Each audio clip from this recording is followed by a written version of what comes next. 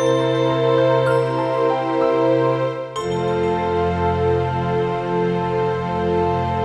was born Christine Holt in 1951 and I married in 73. And I changed, my name was Kinlin and it stayed Kinlin because of my children. Yeah. But I've been happily divorced for a long while. I lived in Hume until, well, I think we moved here in 57.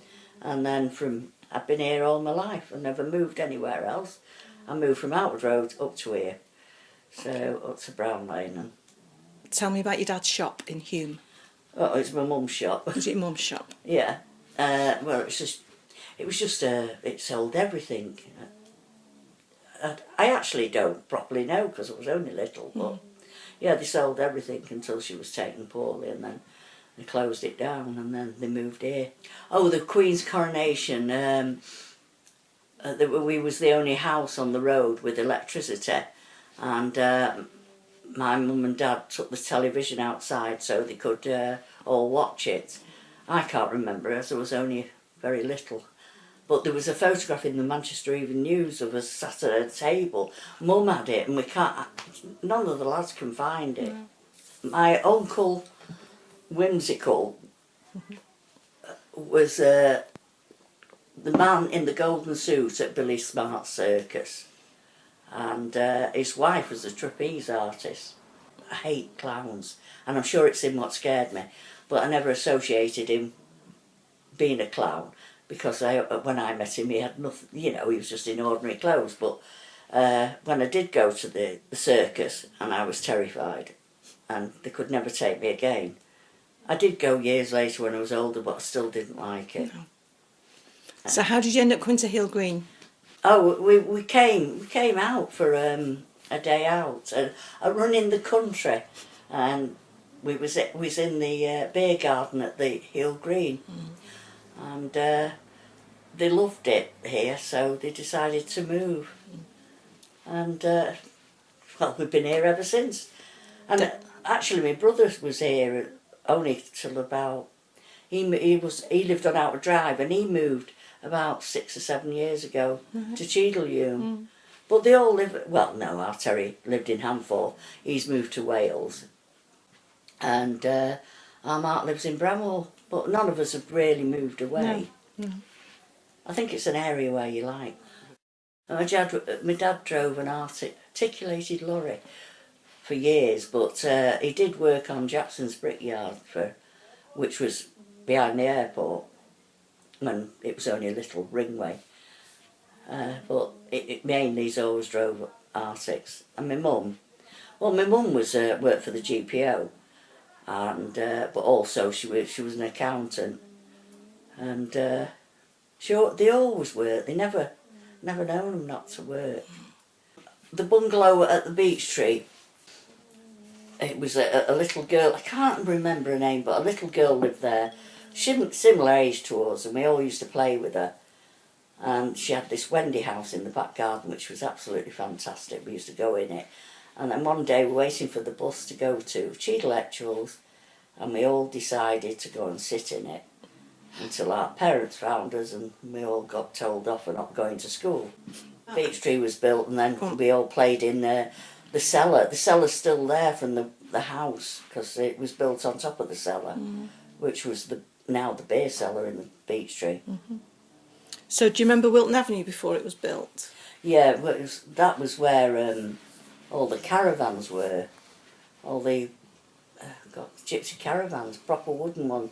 I don't know, because it was all empty, but I think it was kind of a holiday thing, I think.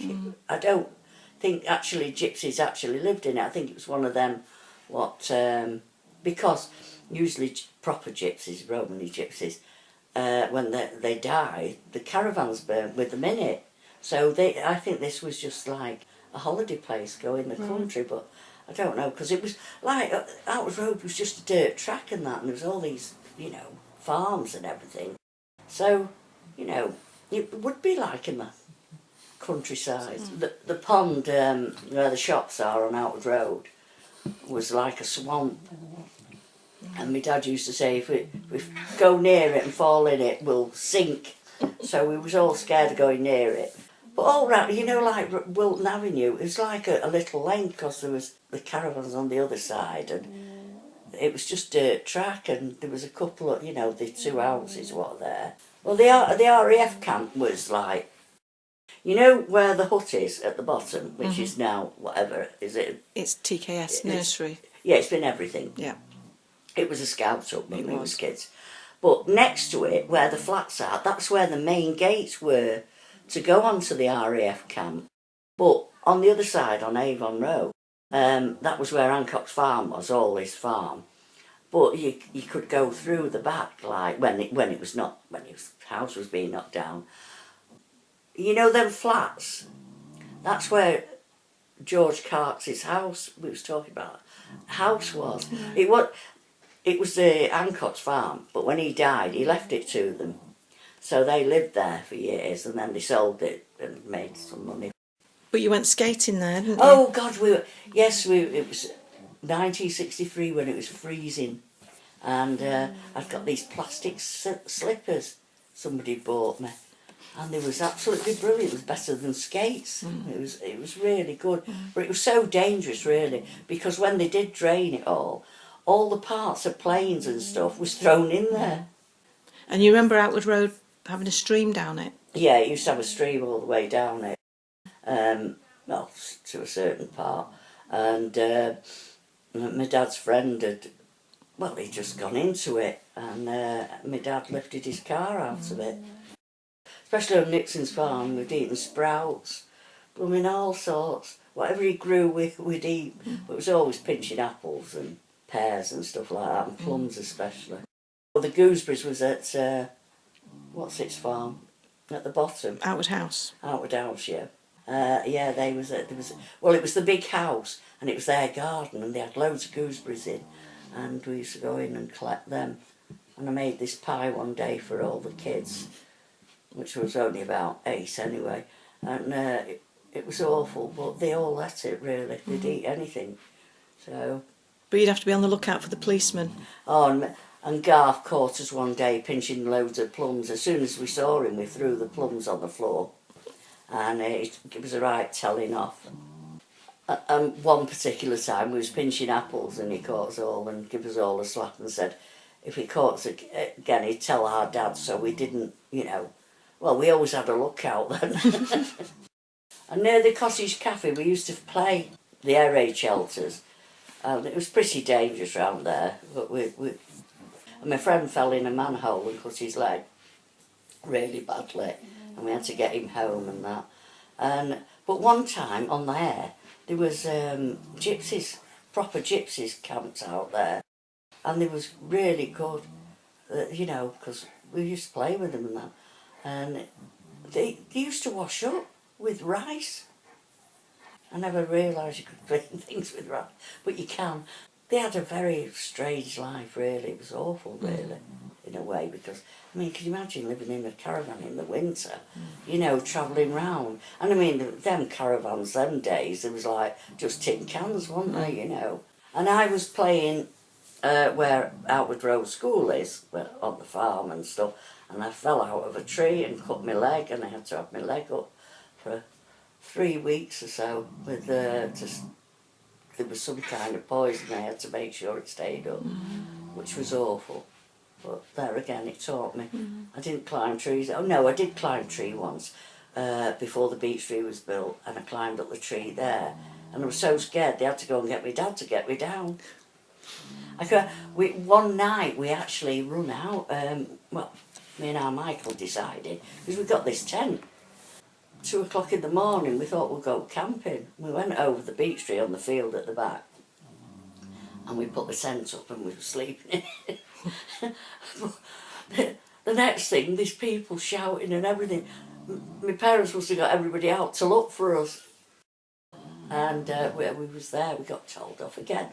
But one time, our Terry went missing. Couldn't find him anywhere. So all the neighbours out looking everywhere and that. And he was actually, he must have woken up and got, because they were bunk beds, and he got under the bunk beds and gone to sleep there. Don't know why. I mean, he was only about 3. Yeah, there was a bit frantic. Do you remember Chandler's Nurseries? Yeah, the one across the road from it, Mark, where I live. Yeah, well, he did my flowers for my wedding. And it was horrendous. He had this big mound of, you know, muck. And in the summer, it was horrendous. There was flies everywhere. and you know, they used to use DDT to kill them. God, it just didn't kill all us. But that was the fly spray then. They had it in like a container thing. Mind you, half the stuff that you used then was blooming dangerous. But yeah, and on there, when you used to go up, there was, because his farm was next to the beech tree, his house, but there was cottages and little farm buildings, but people lived in the cottages. He used to rent them out. Because, well, I didn't know that till I grew up a bit, and somebody I was working with lived on one of them, was renting one of them. Because that was there for quite a long while, really. I mean, in my 20s when all that went. Whilst they were working, I was in charge of my 3 brothers. They used to leave us with a threepenny bit each for an ice cream. And my brother swallowed his threepenny bit, so I had to give him my ice cream and take him to the doctor's, what was at the bottom of Outward Road. And he just gave us a letter to say my mum had to take him to the hospital. And then just after that, we went on holiday. And where we stayed, it was, you know, where they come and clean, you know, when the wagons come round for the poo to empty the toilet. Yes, yeah. He followed them about because his threepenny bit had come out and he wanted his threepenny bit. And he minded them that much, they gave him 2 and 6 to get rid of him. Oh, before Wilton Avenue was built, it was Hancock's land from where Avon Road is to where there, around there, where the shops are now, was a wooded area with a pond full of green algae. My dad used to say, if you fall in there, you'll sink. You'd be in trouble and all, wouldn't you? Well, yeah. Nowadays, they put fencing up round these buildings. They didn't put anything up. No. And I mean, I should imagine they had loads of stuff pinched. Living round here in the 50s was fantastic because it was just the freedom. Like there was just fields everywhere and what have you, just run about. And so you played in houses being built on Queensway? Oh, we played in the houses all the time. I love this story. I was playing one day and they just cemented a thing and they dared me to cross it, but we thought it was set and my wellies sunk into it, and then a man had to pull me out. And now these poor people who've got my wellies in their house somewhere. I'd love to know which one. I can't. Yes, as soon as you went out, I'd bake. I used to do all the best china and do afternoon teas. Because my nana was very posh and proper. When my nana lived in Bournemouth, we used to spend usually about 3 or 4 weeks in the summer holidays, and we'd go at Christmas and things like that. You know, we was always going. But the cars my dad had was horrendous sometimes, you know. He'd break down about 5 or 6 times.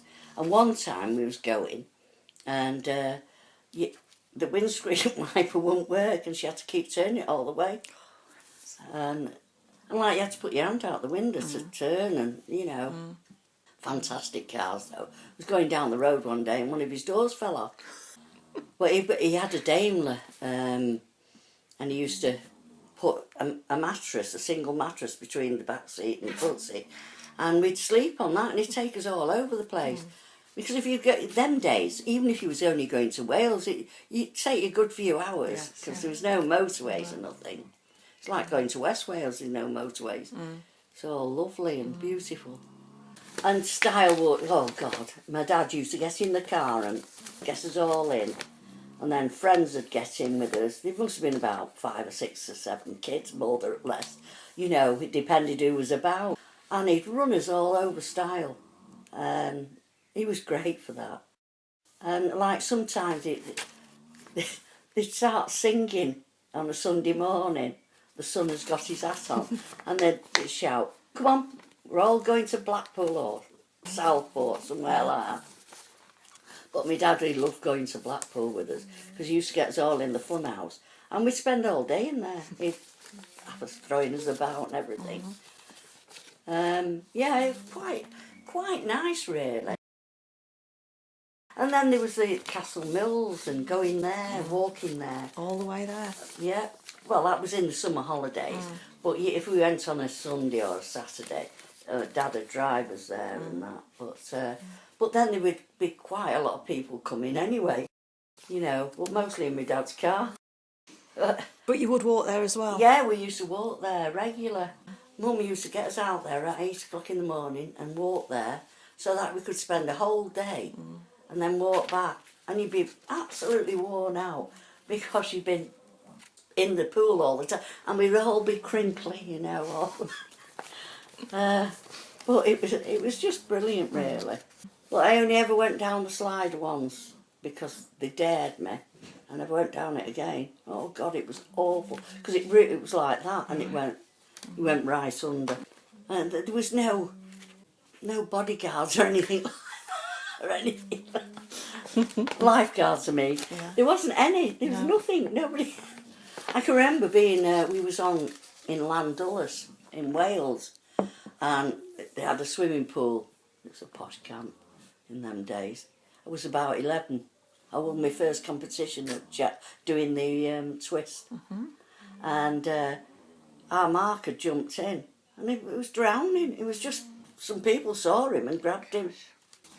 But my daughter, when we was in the Isle of Man, she was in the pool and she'd got armbands on. And the next thing, my brother looked round and she's got her armbands off.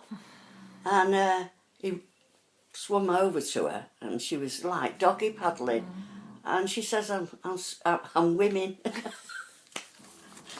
But she was really, she had no fear. She swims fantastic now. Mind she has to, they've got a boat. And it was wonderful being a kid around here. On Sunday morning my dad would send us to get some eggs from the Griffin farm, and me and my brother, one day we decided to turn the bag round fast. Put all the eggs smashed, was in trouble again. So I used to have to go to Greenway to get bread and sugar. It used to feel like miles, it's only round the corner. I can remember one summer, it was that hot. It took us ages because we had to keep sitting under trees and that before we come back. There was a posh car showroom next to the Wagon and Horses, and they used to have a wishing well in there, and I used to go past and wish for a twin pram. And this Christmas I got a twin pram. And Mum had made all the clothes for the dolls and that. And it was so lovely. But then I'd only had it about probably 6 months. And I came home from school and my brother had got the wheels off it and made a bogey. My dad put them all back. Well, it was a proper posh pram and all. Yeah. So, you know, they did go mad because it was worth a lot of money. And I can remember when I was 11, I wanted a record player. And one Christmas they bought me a Bush one.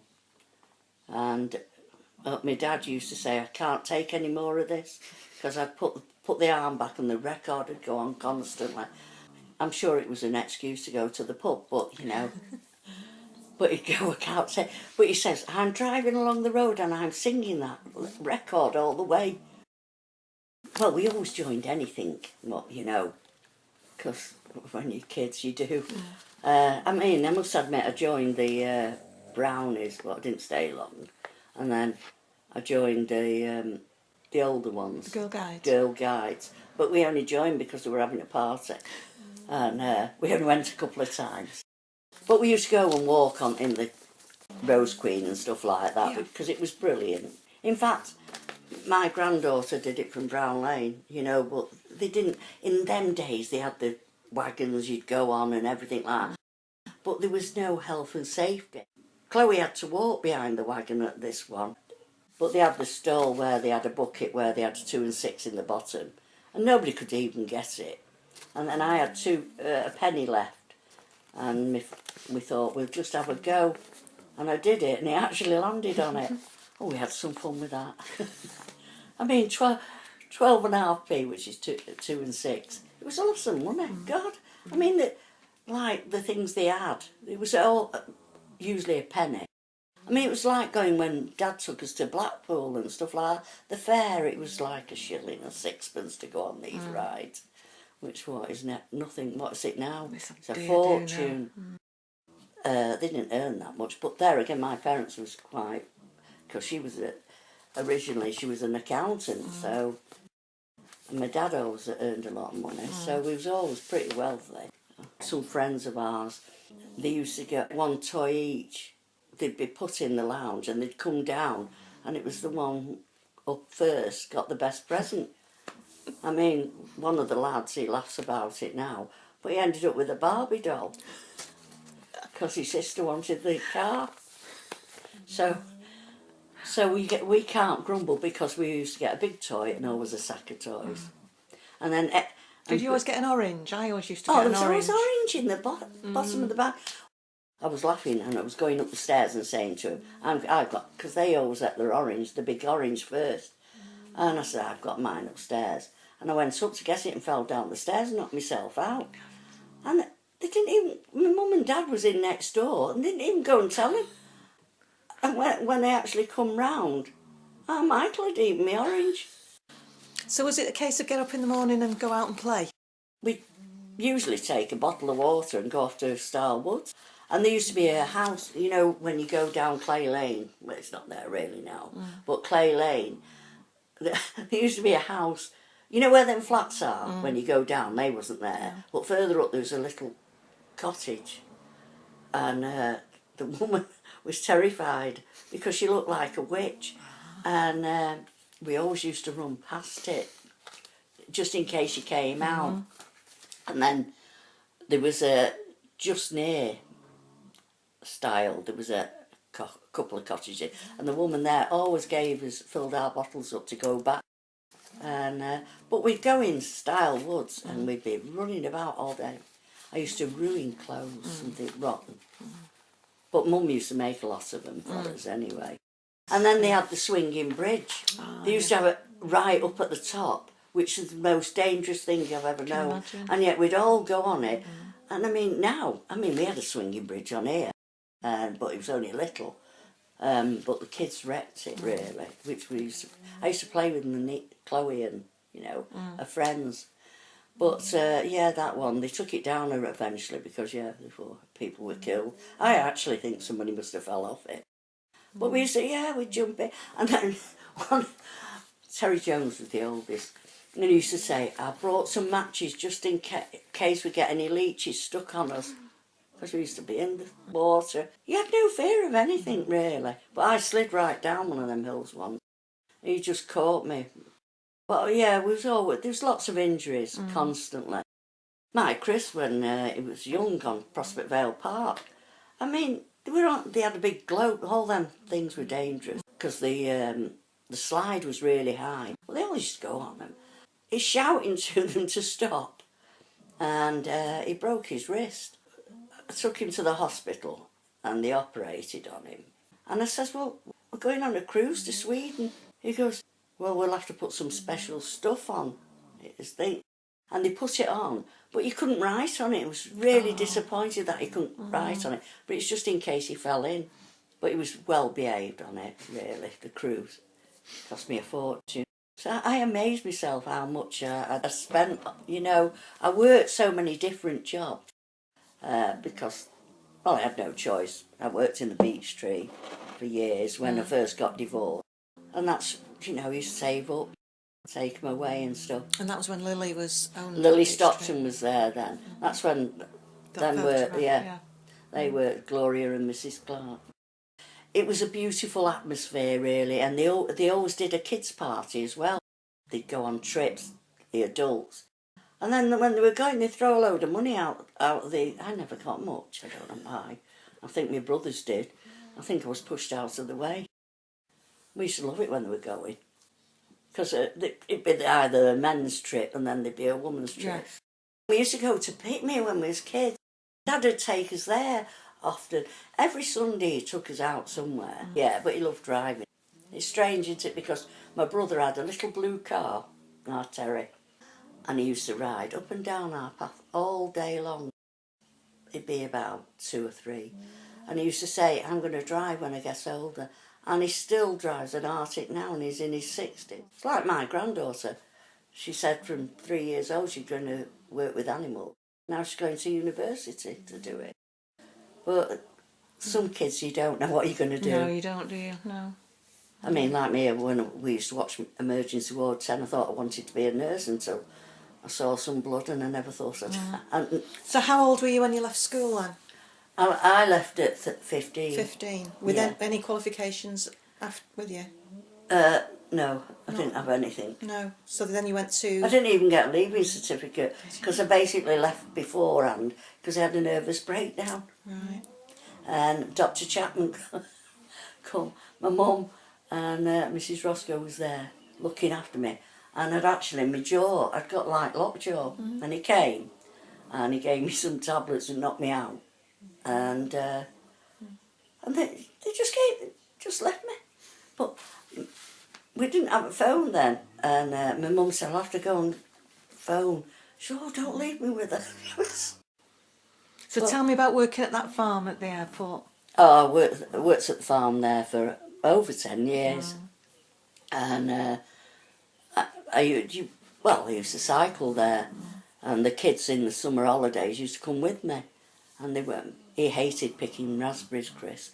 In fact, he hated anything to do with the farm after a bit. He liked it at first. He liked drinking the milk and that because it was a dairy farm. But the reason I went there is to really look after, help clean, look after the triplets and twins. I was there for looking after the twins. And then the triplets were born. Okay. And I helped look after them. And then when they were first born, I used to go and stay 2 nights or so they could get some sleep. You know, we took it in turns to stay up with them because you'd be feeding them constantly. And what were the farmers called? The Ratcliffes. And they'd been there forever. There was Fred Ratcliffe, but they had a farm in Longside, and they'd got a photograph. You could see right across. You know, there was no Withinshaw, and then everything was being built up, so that's why he bought that farm. But now the farm, where it was, there's just the railway, and, well, it's not the Radisson now, it's changed its name, the hotel, but that was the first hotel, and it was built on the land. I must admit, when I first went and saw it all, it upset me, because the Hilton was the first built, and that was facing the farm, and they come and asked him for a meal, you know. We used to mind the cars, probably one of the first to start car minding. But one night I was babysitting. From the tower they phoned us to say there was sheep on the blooming runway. So we had to go and get them off. And the goats chewed through the electric fencing that they put round, but didn't seem to keep them out. And then one day she said, I've had enough of these. Next thing, Nixon's farm had killed them and we were all eating them. And it wasn't very nice. Goat's awful. That's why they curry it, because it's got no real taste. No. And one particular day, I was helping feed the calves, because you have to dip your hand in the milk and stuff and get them and put your hand in. And it swallowed my wedding ring, because I still wore it on that. Richard found it eventually when it pooed. He went through it. But he never found his contact lens, because one of the things had knocked it out. But yes, it was a nice way of life really then, because for my children it was great, because like I'd had the opportunity anyway, there were so many farms around Eel Green. Like you all did work on it.